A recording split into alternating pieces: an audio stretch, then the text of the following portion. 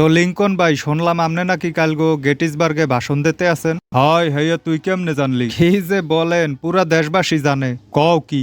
হয় হয়, বাইরের দেশ হইতে সাংবাদিক আইতে আছে, আপনার ভাষণ সব জায়গায় ছাপা হইবে। হ্যাঁ, হয় আপনি কালগো যে ভাষণটা দেবেন সেটা পৃথিবীর শ্রেষ্ঠ ভাষণগুলোর ভেতরে একটা হইতে যাইতেছে। তাহলে তো ঝামেলায় পড়ে গেলাম। মুই তো ভাবছিলাম 2-4 জন লোক হইবে, 2-4টা কথা কইলেই হয়ে যাবে। না না, ভালো কথা বলা লাগবে, এমন কথা বলা লাগবে যে মানুষ সারা জীবন মনে রাখবে। ডিশটা বয়ে গেল। তাহলে কি বলা যায় দেখেন, চিন্তা ভাবনা করেন। আচ্ছা পাইছি, হন বলেন। গভর্নমেন্ট, হ্যাঁ, by the people, of the people, for the people. কি কইলেন? এটা তো মাথার উপর দিয়ে গেল। আরে বেডা, সরকার আমাগো হইতে আমাদের জন্যে। হ্যাঁ, সরকার আমাগো ফানে।